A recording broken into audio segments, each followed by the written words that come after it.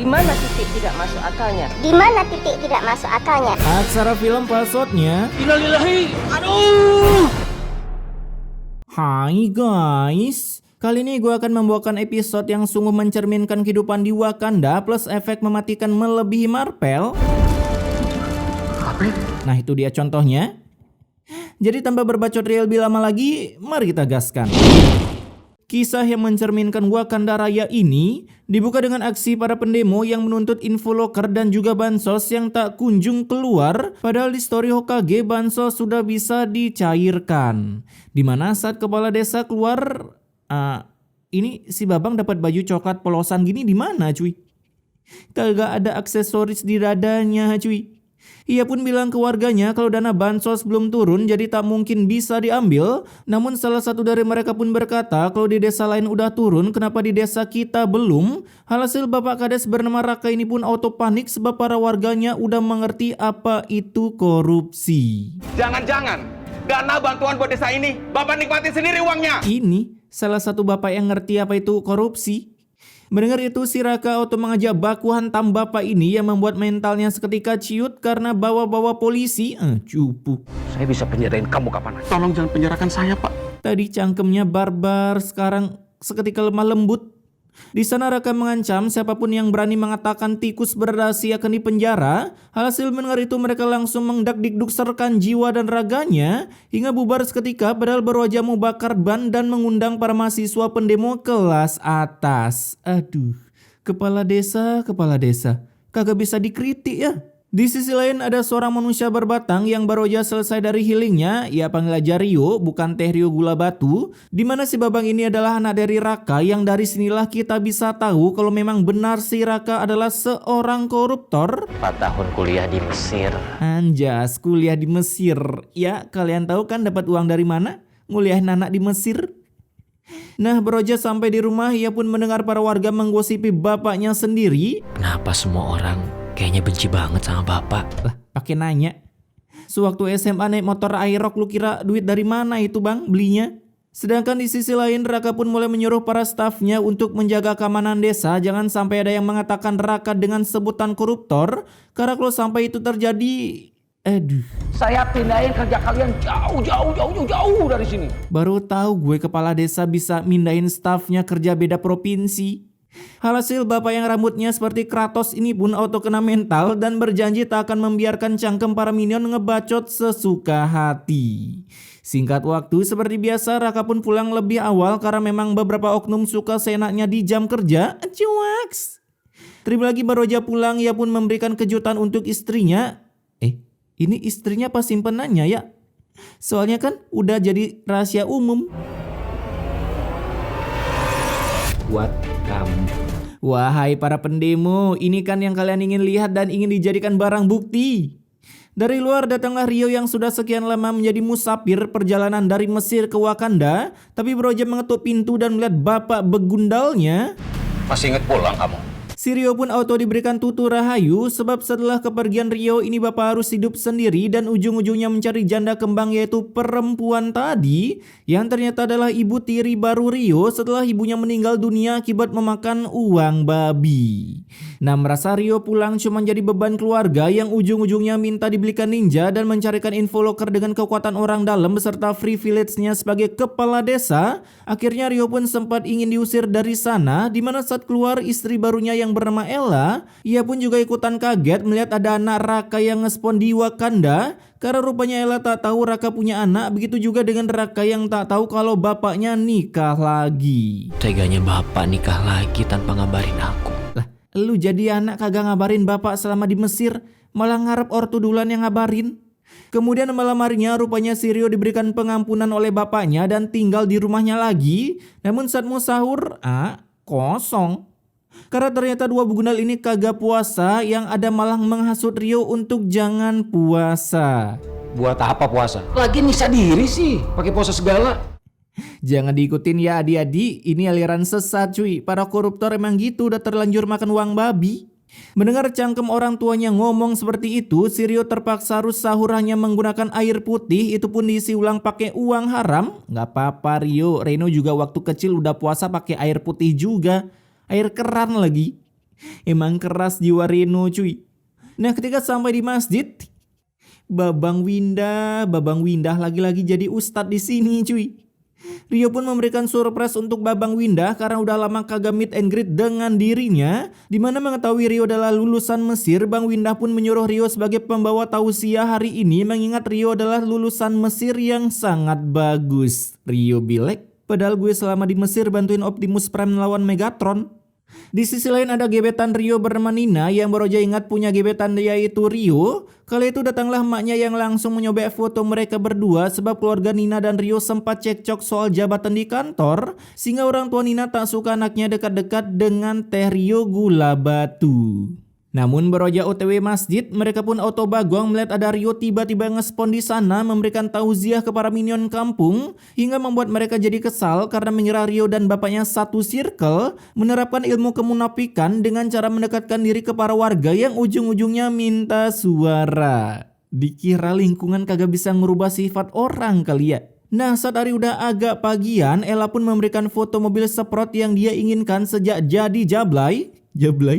Tapi karena uang Raka belum cukup untuk beli, Ella pun memberikan sebuah tutorial cara memiliki mobil meski gaji agak sesak nafas dipotong tapera. Uang dana dari pusat buat warga, buat beli mobil ini. Oh jadi gini toh selama ini para oknum di luaran sana punya mobil mewah.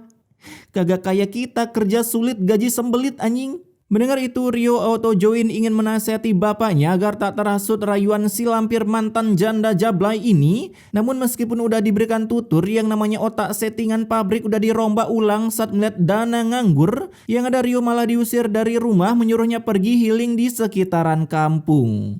Dimana saat healing Rio pun menemukan masalah yaitu sampah-sampah masyarakat yang dipungut oleh bapak ini. Karena rupanya masalah tersebut sudah pernah didemokan oleh para warga, tapi Raka sama sekali tak peduli sebab uang untuk lingkungan udah ditilep oleh Raka sebagian. Ya apalagi dong kalau bukan penilepan dana buat beli mobil. Di sisi lain kata-kata gue pun sudah direalisasikan oleh Raka, karena dengan menilep amplop coklat yang awalnya untuk membeli mobil pengangkut sampah malah masuk kantong Raka. Pantesan banyak yang pengen nyalon ya. Dana yang bisa dicairin banyak cuy. Ya oknum, tapi kebanyakan. Tak berselang lama datanglah Rio ke sana bukan untuk minta cuan atau masukin jadi staf di sana, melainkan menyampaikan keluh kesah para warga yang tak ada mobil pengangkut sampah. Bahkan di sana Rio juga bilang kalau kebegunan bapaknya selama ini udah ketahuan oleh semua orang, tapi bapaknya masih bodoh amat kagak tahu diri. Udah biasa lah itu. Hasil mendengar itu Rio langsung diusir dari kantor bapaknya. Rio udah gede gini bukannya nyari info loker malah ngurusin bapak. Padahal enak cuy bisa beli Rubicon. Ketika Rio udah berganti skin, Rio pun memberikan hadiah untuk bapaknya berupa peci dan sarung. Buset dah, hadiah dari Mesir itu doang. Tanah Mesir kagak ada kabang. Tapi tentunya hadiah itu ditolak oleh Raka dengan alasan beliau udah lama kagak sholat. Bahkan cara sholat pun beliau sudah lupa. Widih, udah terlanjur sesat ya. Sekalian aja kan sesat. Bapak kamu tuh nggak butuh. Ini tuh sebenarnya karena Ella cuy. Si Jablay ini ngajarin sesat anjing. Merasa Rio menyesatkan bagi Ella, ia pun memikirkan gimana cara agar Rio diusir dari rumah karena takut suaminya malah kembali ke jalan kebenaran. Dimana saat malam-malam Ella pun membangunkan Rio yang lagi mimpi main di film Transformer 6. Dan secara tiba-tiba Ella merobek bajunya membuat seakan-akan ia akan di-unboxing oleh Rio. Lalu dengan sedikit acting meminta tolong. Si Rio bukannya keluar malah AFK di kamar. Hasil saat Raka masuk ia pun sudah salah sangka mengira anaknya ingin berbagi batok casan dengan bapaknya. Hingga akhirnya rencana Ella mengusir Rio dari rumah pun berhasil 100%. Semudah itu cuy buat drama. Kala itu Rio pun bisa-bisanya diusir tanpa membawa pakaian satupun, apalagi sempat buat ganti besok pagi, dan kini ia terpaksa pergi ke musola untuk menangis. Sampai tangisan ini mengganggu Bang Windah yang lagi beribadah. Di sana Rio pun menceritakan keluh kesahnya yang difitnah ingin mengwik-wikan emak tirinya sendiri sampai-sampai dia diingin dikit dari rumah. Jadinya mendengar itu Bang Windah auto kasihan, tapi bukannya menggiveaway-kan uang secara cuma-cuma. Itu mah konten Willy Salim. Tapi bukannya mengajak Rio tinggal di rumahnya, melainkan Bang Windah menyuruh Rio tinggal di masjid. Nah, saat hari udah berganti warna, kini Rio pun mulai menjadi marbot masjid, menggebe palanya sebanyak mungkin. Dan beruntung saat lagi bersih-bersih, ia pun bertemu dengan Nina yang baru aja tahu kalau sekarang Rio telah dikit dari rumah dan harus tinggal di masjid. Alhasil merasa kasihan, kini Nina pun menyempatkan diri untuk membawakan Rio makanan. Lumayan GoFood gratis setiap hari. Nah, di sisi lain sepulangnya kerja, lebih tepatnya bolos kerja, Raka pun mendengar percakapan istrinya yang bilang kalau ia berhasil menfitnah Rio agar dikik dari rumah. Namun meski sempat memaki-maki istrinya karena tega memperlakukan anaknya seperti budak di zaman penjajahan, Raka pun auto ketar-ketir kalem seketika seperti kucing yang ingin ditempeleng setelah mendengar ancaman dari ayang bebnya akan pergi dari rumah jika Rio kembali tinggal di sini. Tega kamu fitnah Fatur supaya abang ngusir dia dari rumah ini. Meanwhile, in our universe. Ella sayang, Ella, abang gak bisa hidup tanpa kamu lah. Padahal dia kepala desa loh, banyak uang, masa takut kehilangan wanita? Padahal mah asal cuan banyak woman atau kepincut. Malam harinya kegiatan Rio-nya beribadah dan GB pahala sebanyak-banyaknya. Namun saat beribadah tiba-tiba Babang Windah mengalami sesak napas, nyeri otot di bagian dadanya. Alhasil Rio pun mencoba mencari bantuan, tapi bantuan yang datang malah... Aduh. Ustaz Zubair tiba-tiba dadanya sesak. Ayo cepetan. Ustaz bertahan ya. Kita akan bawa Ustaz ke rumah sakit. Bukannya aksi malah ngasih tutur. Bawel bener, orang udah sekarat anjing. Di tengah Babang Windah sakit jantung, mereka pun harus pergi ke rumah Raka terlebih dahulu untuk meminjam ambulan. Kalau kayak gini duluan wasted orangnya weh. Dan benar saja di tengah percakapan yang kagak ada gunanya ini, di tempat Rio, Bang Windah pun sudah mengembuskan nafas terakhirnya karena kelamaan dapat penanganan, yang artinya kini Bang Windah sudah bahagia menuju surga, tak perlu menghibur para bocil kematian melalui live streamingnya. Bukannya gimana ya, cuman di sini gue baru lihat Bang Windah ketemu ajal cuy. Ketika pemakaman Bang Windah, para warga pun langsung menyalahkan Rio sebab jika bapaknya memberikan ambulan, pasti Bang Windah masih di sini bersama mereka. Emang orang sana kagak ada yang punya kendaraan kah? Masa iya satu kampung kagak ada yang punya mobil? Nggak seru lah kagak ada ban gibah.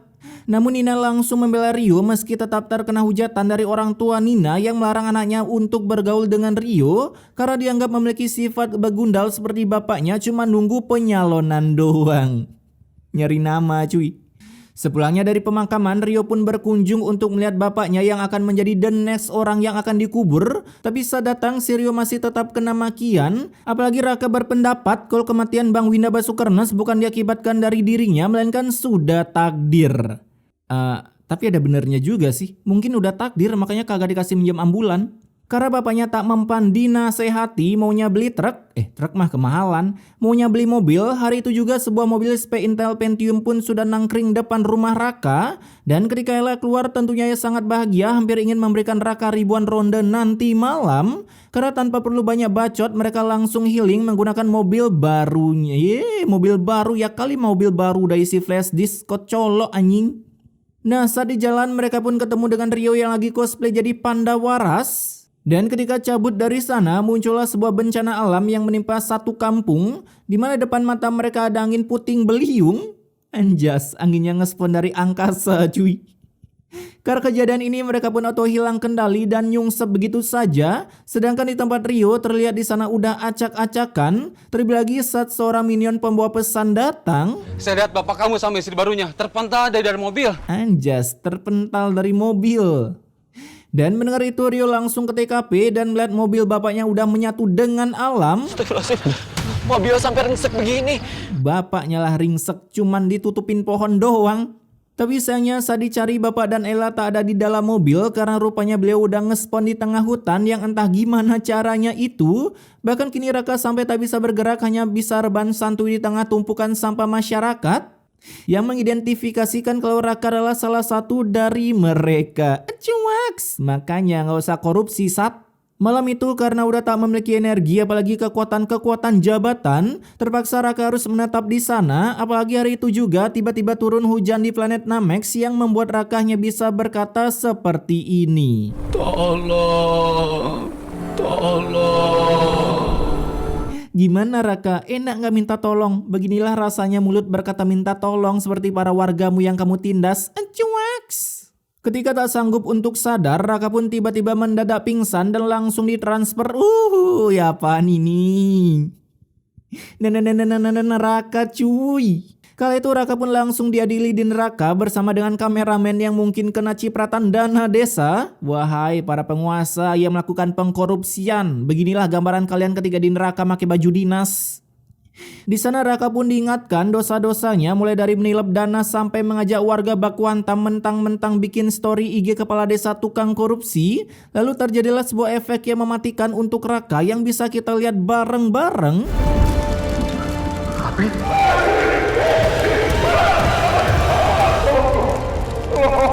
Wih, api-api neraka cuy. Nah, singkat cerita, setelah 3 hari, akhirnya Raka pun bisa ditemukan di tengah hutan bersama sampah tapi dalam keadaan sudah mau wasted. Alhasil saat dibawa ke rumah sakit dengan fasilitas BPJS kelas 1, akhirnya Raka pun bisa sadar untuk beberapa jam karena Rio tak mampu menambah billing seumur hidup. Di mana sisa waktunya ini dipakai oleh Raka untuk meminta maaf ke para warganya termasuk orang tua Nina yang kalah dalam pemilu kemarin hanya karena kalah suara. Itu pun Raka beli suara. Dan setelah memberikan pesan immortal untuk seluruh warganya dan juga Rio, akhirnya Raka pun melakukan jurus pelepasan jiwa dari raga alias wasted. Sementara di sisi lain, dicariin sama yang lain malah cosplay duyung.